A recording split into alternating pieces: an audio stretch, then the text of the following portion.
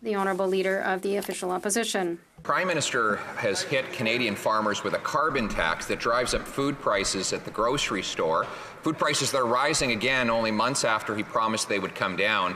I asked him late last year if he would talk to the Medeiros farm about their rising carbon tax bill. They just got their bill for December, and it is $21,000 in carbon taxes alone. I ask now, as I asked back then, how exactly will the Medeiros family pay this bill when it quadruples to over $80,000 a year? The Right Honourable Prime Minister.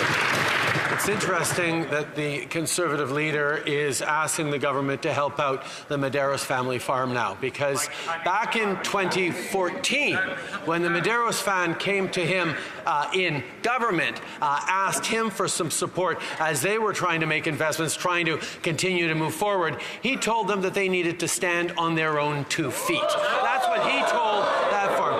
Mr. Speaker, we are there to support farmers right across the country with $1.5 billion over the past few years in investments, in supports. We're going to continue to be there for farmers as they fight climate change. The Honourable Leader of the Opposition. Actually, when the Medeiros family asked for me for help, I went to Enbridge and helped them get lower-cost natural gas to power their operation, Mr. Speaker. That's the real story.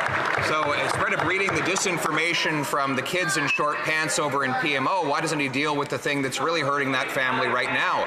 A $21,000 monthly carbon tax bill that is passed on to the trucker who ships the food and the grocer who sells the food. So once again, how much will Canadians have to pay in higher food prices when he quadruples the carbon tax?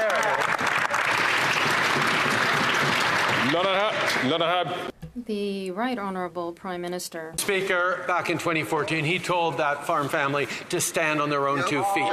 We, Mr. Speaker, know what is making farmers vulnerable across this country. Do you know what it is, Mr. Speaker?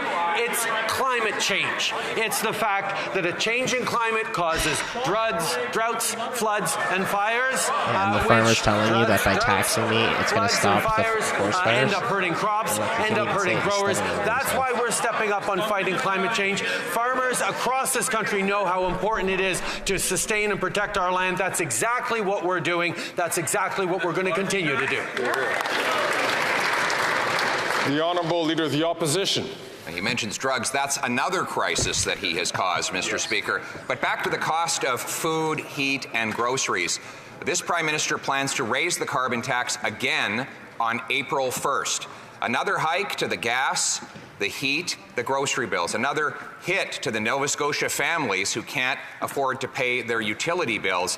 And another hit to working class families while he jets around the world carbon tax free. If he can't have the common sense to axe the tax, will he at least cancel his plan to hike the tax on April 1st? The Right Honourable Prime Minister. You know what the Leader of the Opposition is proposing to cut for Canadians? The carbon rebates. You just say all the Conservatives taxes. Canadians get price on pollution is in place that they are relying on to enable them to both fight climate change and support their families.